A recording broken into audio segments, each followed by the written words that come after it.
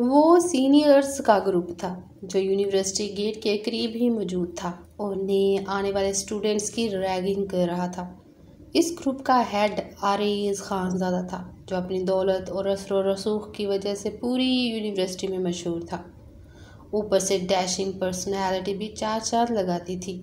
लड़कियां तो लड़कियां, लड़के भी उसकी फ्रेंड लिस्ट में शामिल होने के लिए उसके आगे पीछे फिरते थे, क्योंकि यूनिवर्सिटी में कोई ऐसा काम नहीं था जो आरेज खानज़ादा ना करवा सकता हो। प्रोफेसर साहबान से लेकर वीसी तक अप्रोच थी उसकी, लेकिन इसमें एक आदत थी, वो सिर्फ इन्हीं के साथ अच्छा था जो उसके साथ अच्छे होते, वरना आरेज खानज़ादा से दुश्मनी करने वालों को दुश्मनी महंगी पड़ती थी। वो एक पर्देदार लड़की थी जो न्यू स्टूडेंट्स में से थी। आरेज खानज़ादा के इसकी तरफ मतवज्जा होने की वजह उसका पर्दा था, क्योंकि ये एक प्राइवेट यूनिवर्सिटी थी जिसमें तकरीबन सभी इडियट ख़ानदानों के मॉडर्न लड़के लड़कियां पढ़ते थे। अगर कोई इक्का दुक्का पर्दे वाली दिखाई भी दे जाती तो ज़्यादा से ज़्यादा उसके चेहरे पर मास्क होता था, बाकी ड्रेस उसका मॉडर्न ही होता था। मगर ये इस यूनिवर्सिटी में शायद वह लड़की थी जो सिर से पैर तक मुकम्मल ढकी हुई थी, यहाँ तक कि उसके हाथ भी ग्लव्स में छुपे हुए थे। आरेज खानज़ादा और उसके ग्रुप ने हैरत से उस लड़की को देखा। अरे, ये हमारी यूनिवर्सिटी में मुल्लानी कहाँ से आ गई? एक लड़के ने फिक्रा कसा। लगता है ये मलानी साहबा गलती से आ गई, वरना ये तो पैंट शर्ट्स पहनने वाली लड़कियों की यूनिवर्सिटी है। उन बदतमीज़ लड़कों के मुख्तलिफ फ़िक्रे हया के कानों में पड़े थे। एक लम्हा को दिल किया रुक कर इन बेहुदा लड़कों को जवाब दे, मगर फिर इग्नोर करती आगे बढ़ने लगी थी।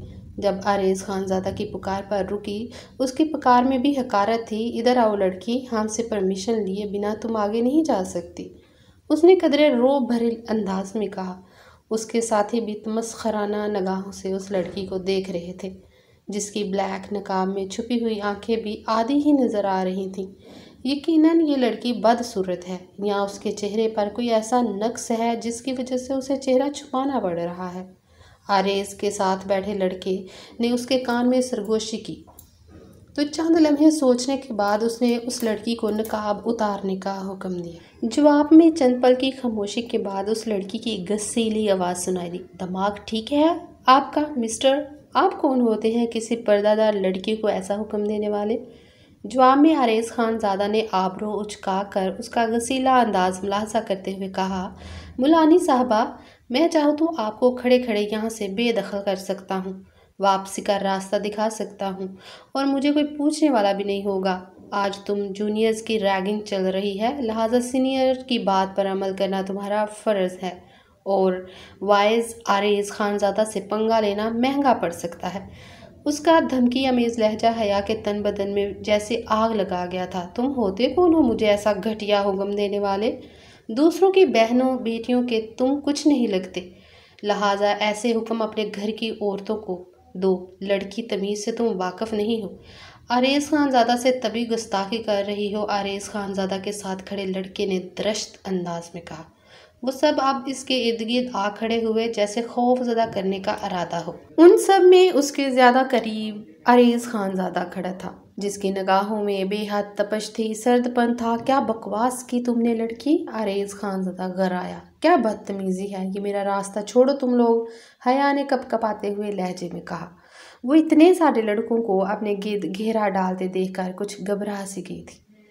उससे पहले वो लोग उसके साथ मज़ीद कोई बदतमीज़ी करते। अचानक वहाँ दो प्रोफेसर आ गए, जिन्हें देखकर बाकी लड़के तो इधर उधर खिसक गए। अलबत्ता आरेज खानज़ादा खड़ा रहा।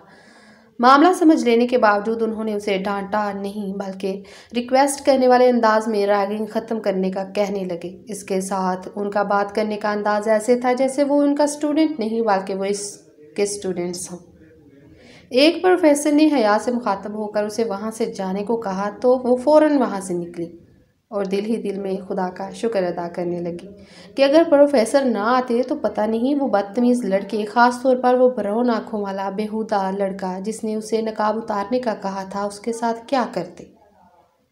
हया अपने माँ बाप की इकलौती बेटी थी। उसका बाप एक कंपनी में अकाउंटेंट था। महदूद आमदनी के बावजूद उसने रुपया रुपया जोड़कर इकलौती बेटे को अच्छे अच्छे तलीमी इदारों में पढ़ाया लिखाया, ताकि वो कभी एहसास कमतरी का शिकार ना हो। हया का एकेडमिक रिकॉर्ड भी शुरू से अच्छा रहा, इसलिए अच्छे महंगे तलीमी इदारों में उसे मेरिट पर ही दाखिला मिल जाता था। आईसीएस बेहतरीन नंबरों से पास करने के बाद उसने बीएस के लिए शहर की सबसे बेहतरीन यूनिवर्सिटी को चुना। इस यूनिवर्सिटी में पढ़ना उसका ख्वाब था, क्योंकि इसमें सिर्फ दौलतमंदों की औलादें ही पढ़ती थीं।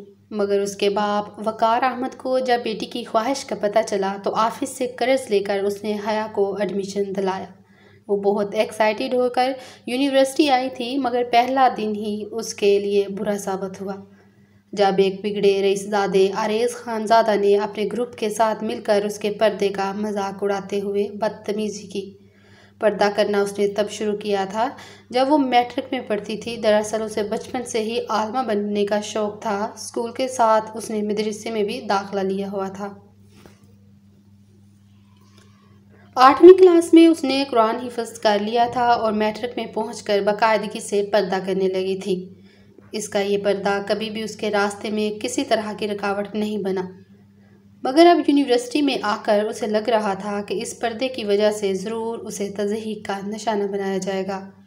जल्द ही उसे अंदाज़ा हो गया। 1 हफ़्ता हो गया था उसे यूनिवर्सिटी आते हुए, मगर अब तक किसी लड़की ने उसकी तरफ दोस्ती का हाथ नहीं बढ़ाया था। शायद उसके हुलिये की वजह से, क्योंकि क्लास में वो वाहिद लड़की थी जो पर्दा करती थी। बाकी सारी पैंट शर्ट पहनने वाली अल्ट्रा मॉडर्न लड़कियाँ थीं जो हया को देखकर दबे दबे अंदाज में हंसती थीं। कई ने तो तमस्खराना अंदाज में उसे ये तक कहा कि वो खुद को इतना ढक कर क्यों रखती है, क्या उसमें कोई फिज़िकल मसला है जिसे उसे छुपाना पड़ रहा है। हया ने बेहुदा हुलियों वाली इन लड़कियों को जवाब देना ज़रूरी ना समझा। क्लास में वो सबसे आखिर वाली रो में अकेली बैठती थी। लेक्चर ख़त्म होने के बाद अगली क्लास ना होती तो उठकर कॉमन रूम में चली जाती, जो सिर्फ लड़कियों के लिए मुख्तस था। एक दिन मामूल की तरह क्लास में आकर वो अपनी सीट पर बैठ गई। क्लास शुरू होने में अभी टाइम था। क्लास खचाखच भरी हुई थी। सब एक दूसरे के साथ गपशप लगाने में मशगूल थे। उसी वक्त उनकी क्लास में सीनियर्स का एक ग्रुप आया। ये आरेज खानजादा का ग्रुप था। ब्लैक जीन्स पर ब्लू शर्ट और ऊपर ब्लैक कोट पहने अपने ग्रुप वालों के दरमियान में खड़ा वो बेहद नुमाया लग रहा था। चेहरे पर ब्लैक ही ग्लासेस थे जो उसकी आंखों के तासरात को छुपा रहे थे। तमाम जूनियर्स उसकी तरफ मतवज्जा हो गए। वहाँ बैठी लड़कियों के चेहरे पर आरेज खानजादा के लिए बैक वक़्त स्ताइश और हसरत के मिले जुले तासरात उभरने लगे। वो बहुत मगरूराना अंदाज में चलता हुआ डायस पर आ खड़ा हुआ, जहाँ प्रोफेसर्स खड़े होकर लेक्चर देते थे। उसकी नज़र पूरी क्लास पर से होती हुई सबसे बिल्कुल आखिर में बैठी उस सर से पैर तक लड़की ढकी हुई उस निकाब वाली लड़की पर रुकी। चश्मे में छुपी उसकी आंखों में यकदम सर्दपन सा उतर आया था। चेहरे के अजलात एक पल के लिए तन से गए थे। बड़ी मुश्किल से उसने खुद पर काबू पाया था। दूसरी तरफ हया को भी अजीब सी बेचैनी महसूस होने लगी। ये वही लड़के थे जिन्होंने पहले दिन उससे बदतमीजी की थी। डाइस पर मौजूद रोबदार पर्सनैलिटी वाला लड़का जो यकीनन इन सब का बास था, उसी ने तो उसे उस दिन नकाब उतारने का कहा था। हया को अजीब सी बेचैनी वाली घबराहट होने लगी, क्योंकि उसे ऐसा महसूस हो रहा था जैसे इस लड़के के चश्मे के पीछे छुपी आंखें उसे घूर रही हों। उसने ये भी देख लिया था कि इन लड़कों ने उसे देखकर एक दूसरे की तरफ स्माइल पास की थी। पसीने से तारा अपनी हथेलियों को मसलती वो खामोशी से सर झुकाए अपनी सीट पर बैठी रही। डाइस पर खड़ा वो लड़का जिसने अपना तारुफ आरेज खानजादा के नाम से करवाया था, बड़े सहरंगेज अंदाज में बोल रहा था। जूनियर्स को हर टीचर के नेचर और असूलों के बारे में आगाह करते हुए टिप्स दे रहा था कि उन्हें इस फलां टीचर से अच्छे नंबर्स कैसे लेने हैं, इम्तहान के दौरान अगर चीटिंग करनी पड़े तो कैसे करनी है, वगैरह वगैरह। वो हर चीज़ के बारे में तफसील से आगाह करता, साथ ही मशवरा देता तमाम जूनियर्स को मुतासर कर रहा था, सिवाय हया के जो इसके जल्द अज जल्द दफ़ा हो जाने की दुआ कर रही थी। खुद भी उठकर क्लास से बाहर नहीं निकल सकती थी, क्योंकि दरवाजे के साथ ही उसके ग्रुप के बदतमीज़ लड़के खड़े थे। उनके सामने से गुजर कर उन्हें खुद पर हंसते और फजूल कमेंट्स करने का मौका नहीं देना चाहती थी, इसीलिए ज़ब्त किए बैठी रही। बोलते बोलते अचानक उसने कहा, एक एक स्टूडेंट्स खड़ा होकर अपना तारुफ करवाए। तो बारी बारी सब एक एक करके अपना इंट्रोडक्शन कराने लगे। जब हया की बारी आई तो वो खामोशी से पहले की तरह सर झुकाए बैठी रही। आरेज खानजादा ने सर्द निगाह से उसे देखते हुए तंज़िया अंदाज में कहा, मिस बुरके वाली, आप इस क्लास का हिस्सा नहीं हैं क्या? या आपको अलग से इनविटेशन देना पड़ेगा? चलें खड़ी हो जाएं और अपना इंट्रोडक्शन कराएं।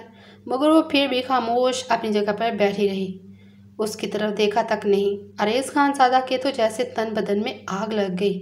ओ हेलो बुरके वाली मुल्लानी, सुनाई नहीं दे रहा क्या? उसके मुल्लानी कहने पर क्लास में कह के गूंजने लगे थे। तमाम लड़के लड़कियां मुड़ मुड़ कर उस बुरके वाली लड़की की तरफ देखने लगे थे जो आरेज खानजादा और उसके हुक्म को इग्नोर किए अपने नोट्स पर झुकी हुई थी। मोहतरमा, बहरी सुनाई नहीं दे रहा क्या? अब क्या आरेज खानजादा अपना गुस्सा कंट्रोल ना कर सका। सब लोगों ने हैरानी से उसका गुस्सा मुलाजा किया। हया जो फैसला किए बैठी थी कि इस घटिया शख्स के मुंह नहीं लगेगी, उसके तीसरी बार कहने पर मजबूरन सर उठाकर उसकी तरफ देखना और जवाब देना पड़ा। क्योंकि मैं आपको अपना इंट्रोडक्शन क्यों दूं?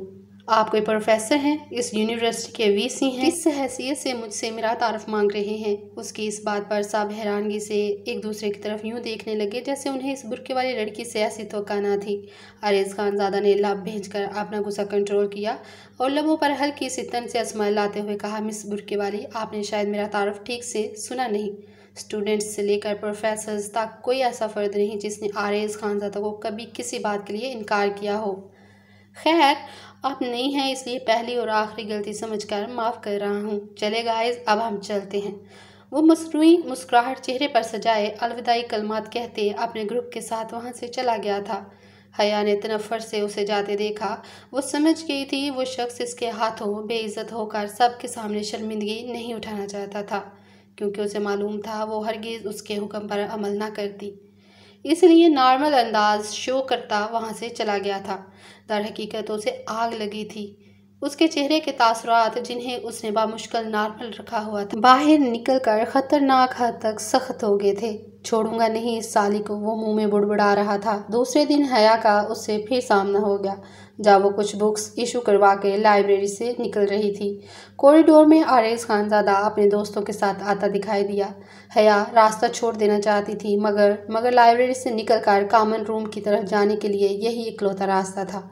इसलिए वो इसे इग्नोर करती खामोशी से उनके करीब से गुजरने लगी थी जब आरेज खानजादा ने अचानक हाथ आगे करके उसका रास्ता रोका। अगर वो फ़ौरन अपने कदम रोक ना लेती तो आरेज खानजादा के हाथ से उसका बदन लाजमी मस होना था। हेलो मिस मौलानी, इतना एटीट्यूड किस बात का है? क्या सोच कर कल तुमने मेरा हुक्म मानने से इनकार किया था? वो बदतमीज़ी से गोया हुआ। हया खोल कर रह गई। मेरा रास्ता छोड़ो, मैं तुम्हारे मुंह नहीं लगना चाहती, बड़े तहम्मुल से उसने कहा। तुम्हारी औकात क्या है लड़की, जो इतना नखरा दिखा रही हो? चाहूँ तो 2 मिनट में तुम्हारी अकड़ निकाल सकता हूँ। कोई मामूली आदमी नहीं हूँ मैं, आरेज खानजादा नाम है मेरा। इस शहर के सबसे रईस और असर रसूख रखने वाले ख़ानदान से ताल्लुक़ है मेरा। तुम जैसी को तो मैं मुलाजमा भी ना रखूँ, इतनी अकड़ दिखा किस बात की रही हो? वो मुश्तअल लहजे में बोला। हया ने बड़े ज़बर से उसकी बकवास बर्दाश्त की और आराम से बोली, देखिए मिस्टर, आप जो भी हैं, जिस ख़ानदान भी से ताल्लुक़ रखते हैं, मुझे आपका शजरा नसब जानने में कोई दिलचस्पी नहीं, ना ही मेरा कोई लेना देना है। मैं यहाँ पढ़ने आई हूँ, उलझने या झगड़े करने नहीं। बेहतर है कि आप मेरा पीछा छोड़ दें। यूनिवर्सिटी भरी पड़ी है लड़कियों से, मेरे बजाय उन पर तवज्जो मरकूज़ करें तो ज़्यादा अच्छा होगा। आप मेरा रास्ता छोड़ें, मैं क्लास से लेट हो रही हूँ। आखिर में उसने ज़रा गुस्से से कहा। आरेज खानजादा ने उसे सर से पैर तक घूरा। पहले दिन की तरह आज भी उसकी आधी आंखें ही नज़र आ रही थीं। तुम्हें ये खुशफहमी क्यों है कि मैं तुम जैसी लड़की पर तवज्जो मरकूज़ कर रखी है? हुलिया देखा है अपना? उसने तमस्खराना अंदाज में कहते कहका लगाया। मेरे हुलिये से आपको और तमाम लोगों को क्या तकलीफ़ है जो बकवास करते हो? मेरी मर्ज़ी, जो पहनूँ जो करूँ। हया ज़्यादा देर अपने गुस्से पर काबू ना पा सकी थी। तमीज़ से मुलानी, अभी तो तुम्हारी पहली बदतमीज़ियों की सज़ा नहीं दी मैंने तुम्हें और तुम मज़ीद कर रही हो। उसने आबरू झुका कर हया को घूरा। तुम्हारे हुलिये से हमें मसला इसलिए है क्योंकि ये यूनिवर्सिटी मॉडर्न स्टूडेंट्स के लिए है, तुम जैसी बुरके वालियों के लिए नहीं। यहाँ क्यों आई हो? तुम्हें तो किसी मदरसे में जाना चाहिए था, आरेज खानजादा ने हकारत भरे लहजे में कहा। तो वो बेबसी से उसे देख कर रह गई। यार आरेज, कहीं ये किसी इंतहा पसंद तंजीम से ताल्लुक़ तो नहीं रखती जो तखरीब कारी जैसी सरगर्मियों में मुलव्वस हो, और ये लड़की बुर्का पहनकर ऐसे ही किसी मकसद से आई हो? आरेज खानजादा के साथ खड़े लड़के ने अचानक कहा तो हया इस बकवास पर भौचक्की रह गई। ओह हाँ, ये बात मेरे दिमाग में आई ही नहीं। आरिज खानज़ादा ने सर पर हाथ मारते हुए कहा। मिस मोलानी, अब यहाँ तो तुम बुर्का उतार कर हमें तलाशी दोगी या फिर हमारे साथ वीसी के पास चलोगी? वही तुमसे इन्वेस्टिगेशन करेंगे। हया शशदर रह गई। क्या बकवास है ये, हटो मेरे रास्ते। इस इल्ज़ाम और अपनी बेबसी पर उसकी आंखें पानियों से झलमला गई। जब तक तुम मेरी कोई एक बात मान नहीं लेती तब तक तुम यहाँ से कहीं नहीं जा सकती। वो ज़िद्दी लहजे में बोला। हया चंद पल गमो गुस्से से उसे घूरती रही। जब वो किसी तरह भी हटने पर आमादा नज़र ना आया तो वो आगे बढ़ी और उसे एक तरफ धकेलने की कोशिश की। जवाब में आरिज खानज़ादा ने उसका बाजू पकड़ लिया। हया उसकी इस जुर्रत पर साकत रह गई। आज तक किसी गैर मर्द ने उसे हल्का सा भी नहीं छुआ था, और उस शख्स की इतनी हिम्मत कि वो उसका बाजू पकड़े खड़ा था। उसके लम्स से हया के पूरे वजूद में जैसे बिच्छू ढंक मारने लगे थे। बाजू छोड़ो मेरा, वो गुस्से की शिद्दत से कपकपाते हुए चलाई। अगर ना छोड़ो तो क्या कर लोगी? आरिज खानज़ादा ने उसके बाजू पर अपनी गिरफ्त मज़ीद सख्त करते हुए चैलेंजिंग अंदाज में कहा। हया की आंखें मिर्चों से भरने लगी थीं। मैंने कहा मेरा बाजू छोड़ो, वो एक बार फिर चलाई। आरिज खानज़ादा ने मज़ा लेने वाले अंदाज में उसे देखा। मैंने भी कहा मोलानी, अगर ना छोड़ूं तो क्या कर लोगी? इतनी हिम्मत है कि आरिज खानज़ादा से अपना बाजू छुड़वा सको? हया ने आंसू भरी आंखों समेत बेबसी से उसके साथियों की तरफ देखा जो उस तंग कॉरिडोर में मुकम्मल तौर पर उसे घेरे खड़े थे और उसकी बेबस हालत से हंस उठा रहे थे। हया ने पूरा जोर लगाकर अपना बाजू छुड़वाया और दोनों हाथ उसके सीने पर रखकर उसे एक तरफ धकेलती हुई वहां से भागती चली गई। शायद उस शख्स ने खुद ही अपनी गिरफ्त हल्की की थी, वरना हया के लिए मुमकिन ही नहीं था कि वो इस मजबूत तवाना जिस्म के मालिक को धकेल पाती। आरिज खानज़ादा और उसके दोस्तों का मुश्तरका कहका उसे अपने पीछे से सुनाई दिया था। बहती आंखों के साथ वो भागती हुई कॉमन रूम में आई और कोने में पड़ी हुई कुर्सी पर ढह सी गई। उसका पूरा जिस्म गुस्से, खौफ, जिल्लत और अपनी बेबसी के एहसास से कपकपा रहा था। क्या ख्वाब लेकर वो इस आला तरीन यूनिवर्सिटी में आई थी और यहाँ उसके साथ क्या हो रहा था? वो हिचकियों से रोने लगी। वहाँ बैठी कुछ जीन्स शर्ट्स में मलबूस लड़कियों ने हैरत से उसकी तरफ देखा, मगर कहा कुछ नहीं। काफ़ी देर वो वहीं बैठी रोती रही, कोई क्लास भी अटेंड नहीं की। जब वैन के आने का टाइम हुआ तो बामुश्किल अपने वजूद को घसीटती हुई डिपार्टमेंट से निकली और यूनिवर्सिटी से बाहर आ गई। गेट पर उसने आरिज खानज़ादा को अपनी गाड़ी में जाते देखा था। उसके अंदर शदीद नफ़रत, गुस्से की तेज़ लहर उठी थी। दिल किया उस शख्स को उसकी गाड़ी समेत आग लगा दे। घर आकर खाना खाए बगैर अपने कमरे में बंद हो गई। माँ ने पूछा तो सर दर्द का बहाना करके बिस्तर पर लेटी रही। शाम तक कमरे से बाहर नहीं आई। अचानक उसकी बेस्ट फ्रेंड राबिया आ गई। रबिया उसके मोहल्ले में रहती थी। दोनों बचपन की फ्रेंड्स थीं। एक साथ एफएससी करने के बाद रबिया ने आगे पढ़ाई छोड़ दी थी और हया ने अपनी पसंदीदा यूनिवर्सिटी में दाखिला ले लिया था, जहाँ से उसे मुसलसल टेंशन मिल रही थी। उसकी सुर्ख सूजी हुई आंखें देखकर रबिया ने पूछा तो वो रोते हुए उसे शुरू से लेकर एंड तक सारी बात बताती गई। रबिया उसकी बात सुनकर पहले तो दंग रह गई, फिर उस पर नाराज होते हुए बोली, उस घटिया अमीरजादे ने तुम्हारे साथ बदतमीजी की और तुम्हारा हाथ पकड़ा और तुमने चुपचाप बर्दाश्त कर लिया और तब से अब तक रो रही हो। क्या तुम्हारा दिमाग ख़राब था? हया, कैसे बर्दाश्त कर लिया तुमने? मुंह क्यों नहीं तोड़ा उस खबीस लड़के का? तुम तो बहुत बहादुर थी ना। कॉलेज टाइम कितने आवारा लड़कों की तुमने रोड पर धुलाई की और अब यूनी जाकर तुम बुज़दिल बन गई। रबिया का बस नहीं चल रहा था कि उसकी बुज़दिल लड़की को खींचकर एक थप्पड़ लगाए। क्या करती? वो अकेला लड़का नहीं है, उसका पूरा ग्रुप है। वो सब मेरा रास्ता रोकर खड़े थे। वो सब बड़े घरानों के अमीर लड़के हैं, मैं कैसे दुश्मनी मोल लेती? वो रोते हुए बोली। रबिया ने माथे पर बल डालकर उसे देखा। अमीर घरानों के हैं तो अपने लिए हैं। तुम यूनिवर्सिटी में कोई उनके पैसों से नहीं पढ़ रही जो उनसे दब रही हो। तुम्हें उसी वक़्त ही उस कमीने शख्स का मुंह तोड़ना चाहिए था जब उसने पहले दिन यूनिवर्सिटी गेट पर तुमसे नकाब उतारने को कहा था। चलो तब नहीं तोड़ा तो अब तोड़ देती जब वो तुम्हारे हाथ पकड़े खड़ा था। अगर वो बड़े बाप का बेटा है और यूनिवर्सिटी में उसका असर रसूख है तो तुम्हें इस बात से फ़र्क नहीं पड़ना चाहिए। तुमने भी फ़ीस देकर यूनिवर्सिटी में एडमिशन लिया है। यूनिवर्सिटी कोई उसके बाप की नहीं। और वो बार बार तुम्हारे पर्दे का मजाक उड़ा रहा है। अगर तुम एक बार उसे करारा सबक सिखा देती तो उसकी तो क्या, बाकी भी किसी की हिम्मत नहीं होती तुम्हारे पर्दे का मजाक बनाने की। मुझे तुमसे इतनी बुज़दिली की उम्मीद नहीं थी। हया, आखिर में रबिया का लहजा अफसोस भरा था। हया के आंसुओं में और रवानी आ गई। शाबाश, बस बैठकर बहाती रहना और खामोश रहकर उस कमीने को मज़ीद शह देती रहना।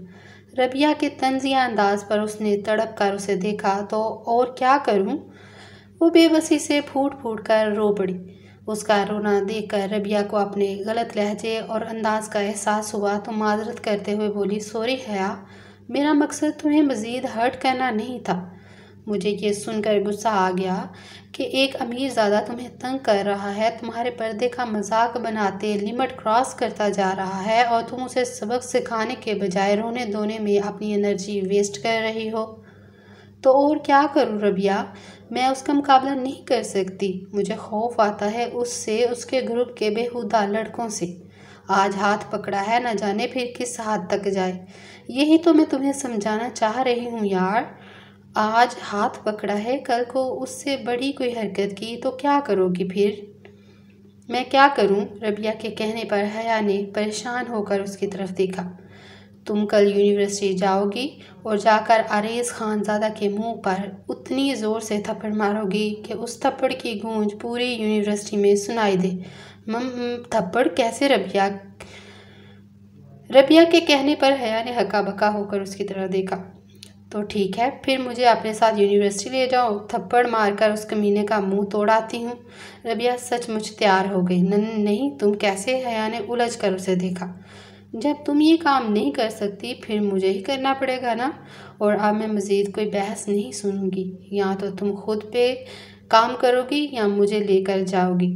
रबिया ने हाथ उठाकर बेलचक अंदाज में कहा तो वो पल जिसे सोचती रही, फिर गहरी सांस लेकर बोली, ठीक है, नताज ख्वाह कुछ भी निकले, मैं ये काम कल ज़रूर करूँगी। उसके कहने पर रबिया खुश हो गई और तसल्ली देते हुए बोली, फ़िक्र मत करो, अगर उसमें ज़रा भी इज़्ज़त होगी तो तुम्हारी तरफ देखेगा भी नहीं। दूसरे दिन वो एक मजबूत इरादे के साथ यूनी आई। आरेज़ खानज़ादा उसे डिपार्टमेंट के लॉन में ही अपने ग्रुप के साथ बैठा नज़र आ गया था। हया पर नज़र पड़ते ही उन लोगों ने मानी खेज अंदाज में सीटियाँ बजानी शुरू कर दी।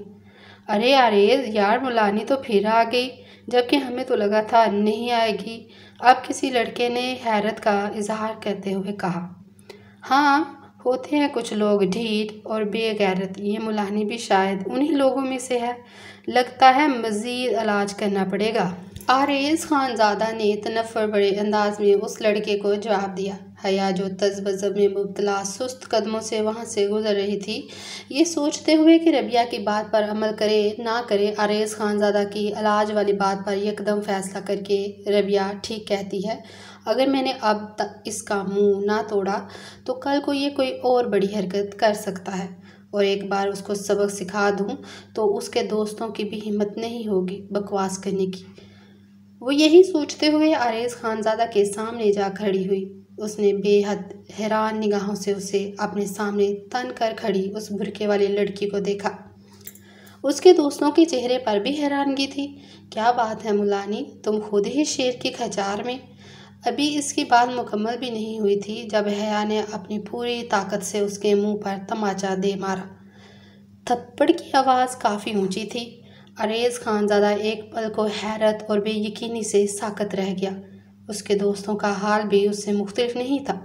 वो सब उसकी जुर्रत पर शशदर थे। सिर्फ आरेज़ खानज़ादा और उसका ग्रुप ही नहीं बल्कि वहाँ मौजूद और आसपास गुजरते दूसरे लोग भी दंग रह गए।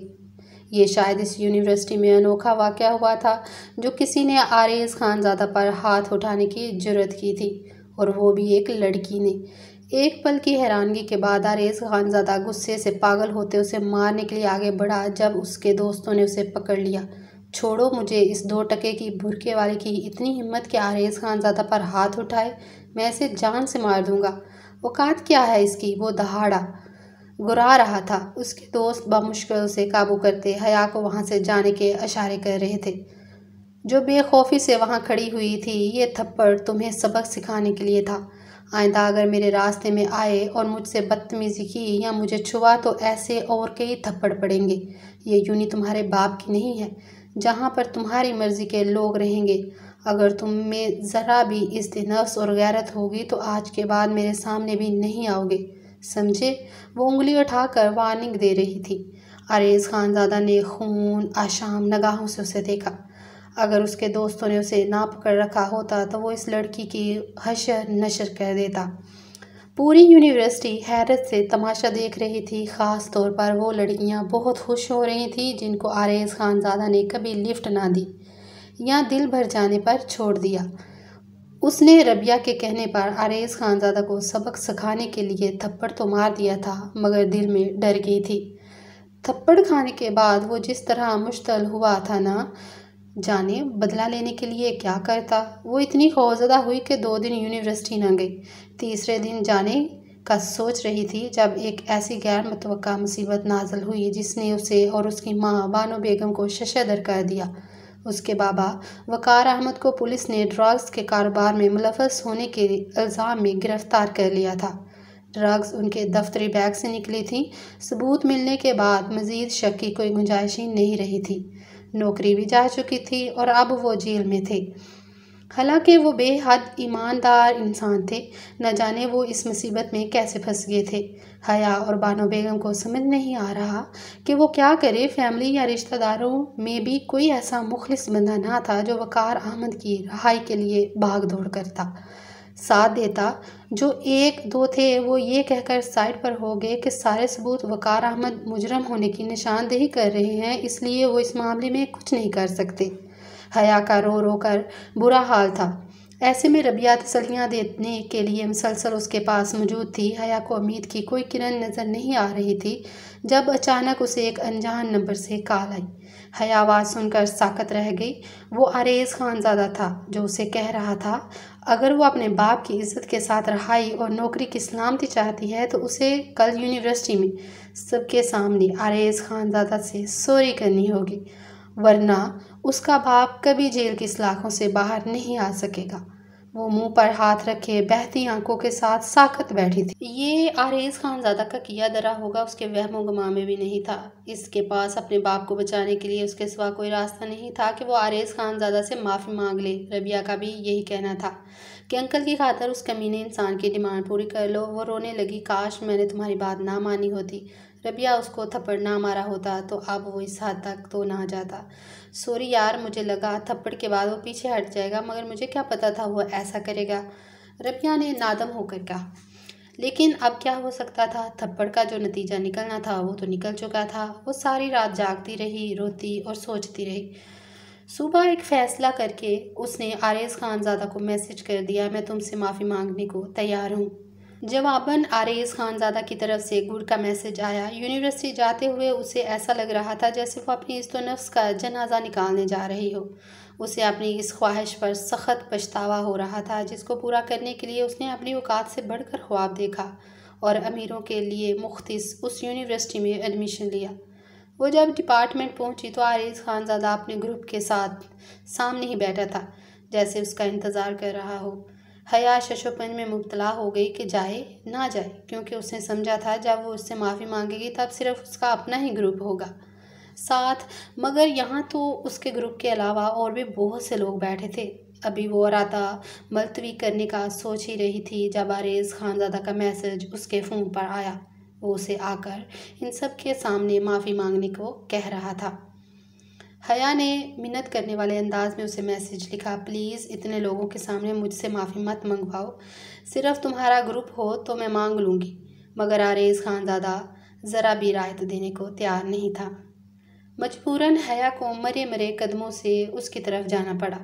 उसे एक बार फिर आरेज़ खानज़ादा के सामने आता देखकर वहाँ लोग हैरान होने के साथ कदरे फ़िक्रमंद नजर आने लगे कि न जाने अब क्या हो, क्योंकि आरेज़ खानज़ादा की बुरके वाली लड़की से दुश्मनी अब जंगल में लगी आग की तरह पूरी यूनिवर्सिटी में फैल चुकी थी।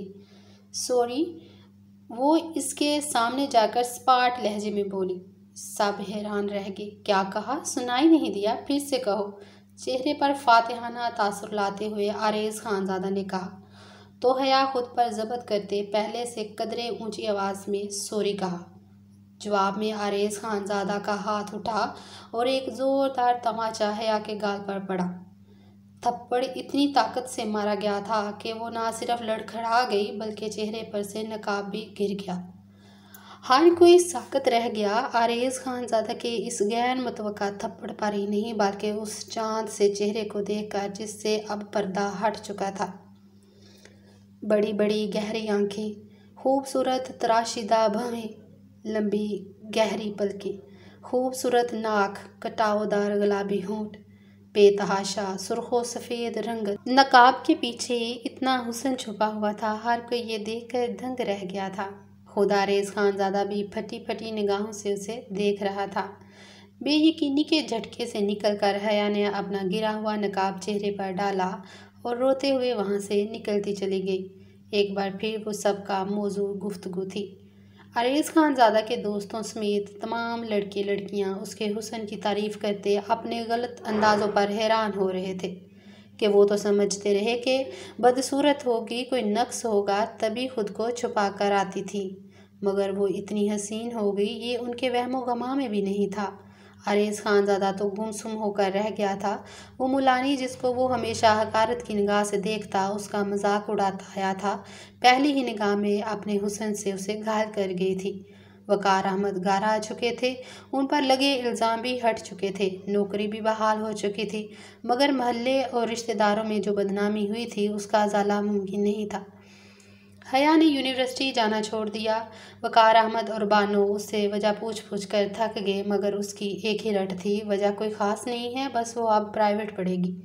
थक हार कर उन दोनों ने हया को उसकी मर्ज़ी पर छोड़ दिया। दूसरी तरफ आरेज खानजादा उसके यूनिवर्सिटी ना आने पर सख्त डिस्टर्ब था। हालांकि कुछ दिन पहले तक वो चाहता था कि वो बुरके वाली ना आए, मगर अब उसकी यूनिवर्सिटी ना आने पर वो खुद बेचैन हो गया था। लेकिन उसे समझ नहीं आ रहा था कि वो क्या करे। उसे अपने किए पर अफसोस के साथ साथ पछतावा भी हो रहा था। उसने खुद भी यूनिवर्सिटी आना बंद कर दिया क्योंकि उसे बेचैन और परेशान देखकर उसके दोस्त उससे वजह पूछते थे और वजह वो बता नहीं सकता था। पिछले एक हफ्ते से वो कमरे में बंद था। जब एनी फूफो की कॉल आई, उनके छोटे बेटे की बर्थडे थी और वो असरार कर रही थी कि आरेज ज़रूर आए। वो चाह कर भी एनी फूफो को इनकार नहीं कर सकता था। एनी फूफो और उसके दरमियान 5-6 साल का फ़र्क था। वो हमेशा से एनी फूफो के बेहद करीब रहा था। आज से 5 साल पहले उसके बाबा फरहान खानजादा और दादी ने एनी फूफो का एक बड़े घर में रिश्ता करना चाहा। वो शख्स उम्र में एनी से काफ़ी बड़ा था। फरहान खानजादा और उसकी माँ महज स्टेटस देखकर रिश्ता कर रहे थे। एनी बिल्कुल राज़ी ना थी क्योंकि वो अपनी क्लास फेलो को पसंद करती थी जो स्टेटस में उनके हम पल्ला नहीं था, मगर एनी को इस बात से कोई फ़र्क नहीं पड़ता था। घर में उसका साथ सिर्फ आरेज ने ही दिया था। शादी के बाद बाकी सब ने उससे ताल्लुक़ तोड़ दिया सिवाय आरेज के, जो एनी फूफो की हर खुशी गमी में हर हाल में शरीक होता। अब भी मेंटली डिस्टर्बेंस के बावजूद वो एनी फूफो के बेटे की सालगिरह में जाने के लिए तैयार हो गया। सालगिरह की तकरीब एक मतवस्त दर्जे के हाल की ऊपर वाली मंजिल पर थी। नीचे वाली में किसी शादी की तकरीब चल रही थी। केक कटने के बाद जब खाना लगने लगा तो वो सिगरेट सुलगाता माइंड को बहलाने के लिए बालकनी में आ खड़ा हुआ, जहाँ नीचे शादी की गहमा गहमी दिखाई दे रही थी। यूं ही बेख्याली में देखते हुए वो कुछ चौंक सा गया। उसे शादी की तकरीब सदमे में बदली महसूस हो रही थी। वो गौर से देखने लगा। एक अधेड़ उम्र शख्स था जो रो रो कर किसी की मिन्नतें कर रहा था। आरेज खानजादा को ऐसे लगा जैसे उस शख्स को उसने कहीं देखा है। फिर यकदम उसके जहन में धमाका हुआ तो वो तेज़ी से सीढ़ियाँ फलांगता नीचे आया। करीब से देखने पर कंफर्म हो गया कि वो रोता गिड़गिड़ाता किसी के सामने हाथ फैलाकर मिन्नतें करता शख्स वकार अहमद था, बुरके वाली हया वकार का बाप। यह तकरीब किसी और की नहीं बल्कि हया की शादी की थी, मगर दूल्हे वालों को ऐन वक्त पर कहीं से पता चल गया था कि दुल्हन का बाप ड्रग्स के इल्ज़ाम में जेल में रहकर आया है, तो इन लोगों ने रिश्ता जोड़ने से इनकार कर दिया था। आरेज के लिए तो ये इंकशाफ ही शदीद सदमे वाला था कि हया वकार की शादी हो रही थी, जिसकी मोहब्बत में वो इतने दिनों से दीवाना हो रहा था और वो किसी और की होने जा रही थी और उसे पता ही नहीं था। ये तो कुदरत का करिश्मा हुआ कि ऐन वक़्त पर लड़के वालों की तरफ से इनकार करने पर हया वकार किसी और की ना हो सकी। 1 सेकंड में फ़ैसला करके वो वकार अहमद के पास जा खड़ा हुआ था, जो इस अमीरज़ादे की बात पर पहले तो बेयकीनी से उसे देखते रहे, फिर खुशी से रो पड़े। एनी फूफो को फ़ोन करके उसने फ़ौरन नीचे आने को कहा, साथ ही अपने घर वालों को भी फ़ोन करके बता दिया कि वो शादी कर रहा है। उन्हें शामिल होना है तो 10 मिनट में पहुँचें, वरना उनकी मर्ज़ी। और फिर उसकी तवक्का के मुताबिक फ़रहान खानज़ादा और समीना खानज़ादा अफरा तफरी में वहाँ पहुँचे थे, मगर निकाह में शरीक होने नहीं, बल्कि एक मिडिल क्लास लड़की से निकाह करने पर बेटे को रोकने के लिए। मगर जब लड़की को उन्होंने देखा तो उसकी खूबसूरती से खुद भी मुतासर हो गई। उसकी माँ तो चाहती ही यही थी कि उसकी शादी किसी अल्ट्रा मॉडर्न के बजाय एक ऐसी लड़की से हो जो घर संभालने वाली हो। दूसरी तरफ हया निकाह के वक़्त आरेज़ खानज़ादा का नाम सुनकर शशदर रह गई। वो इनकार करना चाहती थी, मगर माँ बाप की खुशी के लिए खामोशी से कबूल कर लिया। आरेज़ खानज़ादा उसे पाकर बेतहाशा खुश था। उसे यकीन नहीं हो रहा था जिस लड़की के लिए वो इतने दिनों से इज़्तिराब में मुब्तला, ये सोच सोच कर पागल हो रहा था कि उसे अपनी ज़िंदगी में कैसे लाए। वो यूं इतने आराम से और इतने गैर मुतवक्का तरीके से उसकी ज़िंदगी में शामिल हो जाएगी, ऐसा उसके वहमो गुमान में भी नहीं था। वो बड़ा सरशार सा अपने कमरे में दाखिल हुआ। वो उसे कहीं नजर न आई। अभी वो इधर उधर देख ही रहा था जब अचानक ड्रेसिंग रूम का दरवाज़ा खुला और आरेज़ खानज़ादा अपनी जगह पर जम गया, मबहूत होकर रह गया। घुटनों से ऊपर सुर्ख टाइट नायरी में मलबूस, जिसमें झलकती सुडोल टांगों समेत जिस्म का अंग अंग नुमाया हो रहा था। ऊपर खुले बाल, वो बेतहाशा हसीन लग रही थी। हुस्न मुकम्मल तौर पर बेहिजाब था, उसकी दस्तरस में था। वो भला कैसे दूर रहता। बेखुदी के आलम में वो उसकी तरफ बढ़ा। हया, वो उसे अपने बाजू में लेना चाहता था जब हया की तलख आवाज़ उसकी समातों से टकराई। बस मुझे पर्दे के बगैर देखने की तुम्हारी ख्वाहिश पूरी हो गई ना आरेज़ खानज़ादा? इतना काफ़ी है या ये भी हटा दूँ? मज़ीद आंखें सेकनी हैं तो सेक लो। उसकी गमो गुस्से में डूबी तलख आवाज़ आरेज़ खानज़ादा को बुरी तरह शर्मिंदा कर गई। आई एम सॉरी हया, मैं अपनी तमाम गलतियों के लिए बहुत शर्मिंदा हूँ। प्लीज़ तुम मुझे माफ़ कर दो और वो सब भूल जाओ। मैं तुमसे बहुत मोहब्बत करता हूँ। आओ हम अपनी नई खूबसूरत ज़िंदगी की शुरुआत करते हैं। वो नरमी से कहते उसे लिए बेड की तरफ बढ़ा जब हया ने गुस्से से उसका हसार तोड़ा और 2 कदम दूर जा खड़ी हुई। खूबसूरत आंखें आंसुओं से लबरेज थीं। मुझे तुमसे नफ़रत है आरेज़ खानज़ादा। जो कुछ तुमने मेरे साथ किया है मैं तुम्हें कभी माफ़ नहीं करूँगी। और तुम क्या समझे तुम्हारी सेज सजाऊंगी? ये भूल है तुम्हारी। यार, नफ़रत गुस्सा अपनी जगह, वो सब भी कर लेना, पूरी ज़िंदगी पड़ी है, मगर फ़िलहाल दूर रहकर तड़पाओ नहीं। इतना मुख्तसर लिबास पहनकर मेरे जज्बात जगाकर चाहती हो कि दूर रहूं? आई एम सॉरी डार्लिंग, इंसान हूँ मैं, फरिश्ता नहीं। कोई भी इंसान इतनी खूबसूरत बीवी से दूर नहीं रह सकता। वो मुस्कुराकर कहते उसे अपने घेरे में ले चुका था। हया ने भरपूर मज़ाहमत की, मगर आरेज़ खानज़ादा के मजबूत इरादों के आगे उसकी मज़ाहमत जल्द ही दम तोड़ गई। वो जितना खुश, जितना सरशार था, उसे पाकर हया उतनी ही गमो गुस्से और नफ़रत से तलमला रही थी। शादी के दूसरे दिन वो उसे अपने साथ यूनिवर्सिटी चलने को कह रहा था। मैं लानत भेजती हूँ उस यूनिवर्सिटी पर और वहाँ के तमाम लोगों पर। वो यूनिवर्सिटी तुम अपर क्लास वालों को ही मुबारक हो, मुझे नहीं ज़रूरत अब वहाँ पढ़ने की, तैश भरे लहजे में कहते हुए उसने इनकार कर दिया। मगर आरेज़ खानज़ादा भी अपने नाम का एक था। उसने हया से साफ कह दिया, अगर तुम नहीं चलोगी तो फिर मैं भी नहीं जाऊँगा।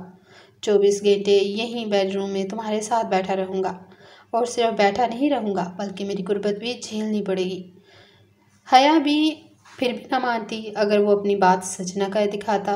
जब उसने उसे अपनी गुर्बत से रहाई बख्शी तो रोते हुए वो उसके साथ यूनिवर्सिटी जाने का इकरार कर गई। उसी शाम आरेज़ उसके दोस्त उससे मिलने आए। हया को पता चला ये वही यूनिवर्सिटी वाले हैं, तो एक बोल्ड सा ड्रेस पहनकर वो उनके सामने जाने लगी थी। जब आरेज़ ने उसे रोका, ये कैसे कपड़े पहनकर तुम मेरे दोस्तों के सामने जा रही थी? दिमाग तो ठीक है तुम्हारा? हैरत के साथ उसे गुस्सा भी आया था।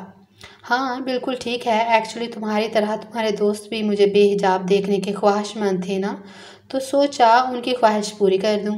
हया की बात पर एक पल के लिए तो वो हैरान हुआ, फिर उसका मकसद समझते हुए घूर कर बोला, तुम मुझे शर्मिंदा करने के लिए ऐसी हरकतें कर रही हो, मगर ये तो देखो तुम्हारा अपना इमेज खराब हो रहा। कल माम भी कह रही थी, मैं तो समझी थी कि लड़की शरीफ और अच्छी ड्रेसिंग करने वाली होगी, मगर ये तो हमारी क्लास की बेबाक लड़कियों जैसी लगने लगी है।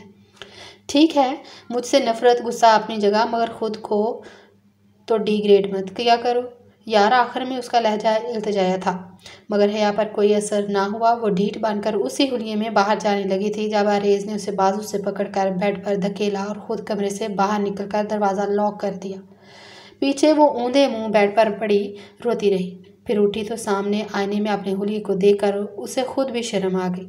आरेज खानज़ादा को शर्मिंदा करने के चक्कर में बेशर्म बनकर वो खुद भी अपने आप से शर्मिंदा हो रही थी।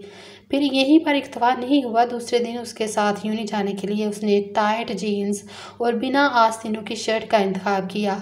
तुम ऐसे कपड़े पहनकर यूनिवर्सिटी नहीं जाओगी, आरेज ने बेहद संजीदा लहजे में कहा। क्यों नहीं जाऊंगी, सब लड़कियां वहाँ ऐसे ही कपड़े पहनकर आती हैं। हया ने चुभते हुए लहजे में उसे याद दिलाया। हाँ आती होंगी पहनकर, मगर तुम उन जैसी नहीं हो, सबसे अलग हो, पहले की तरह पर्दे में जाओगी। अरेज ने हतमी अंदाज में कहा, मेरे पर्दे से तो पूरी यूनिवर्सिटी को मसला है और तुम एक बुरके वाली को अपने साथ कैसे ले जाओगे, जिसके बुरके से सबसे ज़्यादा तुम ही चिढ़ते थे। शर्म नहीं आएगी क्या तुम्हें अपने दोस्तों के सामने? हया के तंज करने पर आरेज ने झिझक होकर उसे देखा। हया मुझे तंग मत करो, तुम्हारे पास 5 मिनट हैं, जल्दी से अपना बुर्का पहन कर आओ, अरेज ने हुक्मिया अंदाज में कहा। तो वो बिगड़े अंदाज में सोफे पर बैठते हुए बोली, अगर इस हुलिये में नहीं ले जा सकते तो मुझे नहीं जाना। फिर यूनिवर्सिटी ओके, ठीक है, मुझे कोई एतराज़ नहीं, मैं भी छुट्टी कर लेता हूँ, सारा दिन तुम्हारे साथ यहीं बेडरूम में स्पेंड कर लूँगा। हया उसके बेडरूम में टाइम स्पेंड करने का मकसद अच्छी तरह जानती थी, इसलिए घबरा कर खड़ी हो गई और ड्रेसिंग रूम की तरफ बढ़ते हुए बोली, मैं बुर्का पहन कर आती हूँ। अरेज खानज़ादा के लबों पर बेसाख्ता मुस्कुराहट आई। यूनिवर्सिटी में बुर्के वाली हया वकार को अरेज खानज़ादा के साथ देखकर हर कोई हैरान रह गया। अरेज ने बड़े फ़खरिया अंदाज में तारफ़ कराते हुए कहा, हया वकार अब हया आरेज बन चुकी है, जिसका मतलब था कोई भी अब उसका मजाक उड़ाने या कमेंट पास करने का सोचेगा भी नहीं। उसकी चॉइस पर हैरान होने के बावजूद बहुत से लोगों ने उसे मुबारकबाद दी। कुछ लोग जल भुन भी गए, उनमें ज़्यादा लड़कियां शामिल थीं जो आरेज खानज़ादा के लिए उम्मीदवार बनी बैठी थीं। एक बुरके वाली को उन पर तरजीह देकर आरेज खानज़ादा ने उन मॉडर्न लड़कियों के अरमानों का खून किया था। वो तलमला रही थी, मगर आरेज खानज़ादा के डर से कमेंट पास करने की हिम्मत ना थी। आरेज खानज़ादा के दोस्तों समेत वो लोग उसकी हया वकार से शादी पर बिल्कुल हैरान ना हुए जिन्होंने उस दिन नकाब गिरने पर उसका चेहरा देखा था। हया मुतमईन होकर पढ़ रही थी। आरेज खानज़ादा किसी मुहाफ़िज़ की तरह यूनिवर्सिटी में पल पल उसके साथ रहता। वो लोग जो पहले उसे हकारत की निगाह से देखते थे, आरेज खानज़ादा की वजह से उसे इज्जत देने पर मजबूर हो गए थे। अब क्लास में वो सबसे लास्ट रो में नहीं बल्कि फर्स्ट रो में बैठती थी। पहले वो अपने बुर्के की वजह से तमाम लोगों की नज़रों में आई, फिर आरेज खानज़ादा की बीवी होने के नाते उसे वैल्यू दी गई। मगर जब फर्स्ट सेमेस्टर में टॉप करके उसने अपनी जहानत दिखाई तो प्रोफेसर्स तक उससे मुतासर नज़र आए। पढ़ाई में तो वो ज़हीन थी ही, उसके साथ वो एक अच्छी डिबेटर भी थी। यूनिवर्सिटी के सालाना तकरीरी मुकाबले में हिस्सा लेकर उसने पहला इनाम जीता था। तो जहाँ हर कोई उसकी जहानत से मुतासर नज़र आया, वहाँ वो खुद भी खुश थी। अरेज उसे हर तरह से सपोर्ट कर रहा था। शुरू में तो वो उससे रूखा रवैया इख्तियार किए रही, मगर आहिस्ता आहिस्ता दोनों में दोस्ती होने लगी। यूनिवर्सिटी में अब भी उसकी कोई फीमेल दोस्त नहीं थी, मगर अब उसे उस बात से फ़र्क नहीं पड़ता था, क्योंकि जिस शख्स की दोस्ती पाने के लिए हर किसी की कोशिश होती, अब वो शख्स उसका दोस्त था। उसके हवाले से तमाम नेगेटिव बातें और सोच हया के दिमाग से आहिस्ता आहिस्ता निकलती जा रही थी। वकार अहमद और बानो उसके दोबारा यूनिवर्सिटी जाने पर खुश और आरेज के मशकूर थे, जो उनकी बहुत इज्जत करता था। उसने आरेज खानज़ादा को माफ़ करके दिल से अपनाया तो कुछ ही अरसे में वो उसे खानज़ादों की पसंदीदा और लाडली तरीन बहू का दर्जा दिलवा चुका था। हया के ही कहने पर फरहान खानज़ादा ने एनी फूफो को माफ़ करके उसके साथ आना जाना शुरू किया। आरेज की डिग्री मुकम्मल हो चुकी थी, उसे ऑफिस जाना होता था, मगर फिर भी वो हया को अकेला ना छोड़ता। जब तक उसकी क्लासेस होती यूनी में उसके साथ रहता और फिर क्लासेस के बाद उसे घर छोड़कर ऑफिस चला जाता। फिर जिस दिन हया ने आखिरी सेमेस्टर ख़त्म किया, उसी दिन उसे माँ बनने की खुशखबरी मिली। Please like, share and do subscribe my channel for watching more videos. Thank you.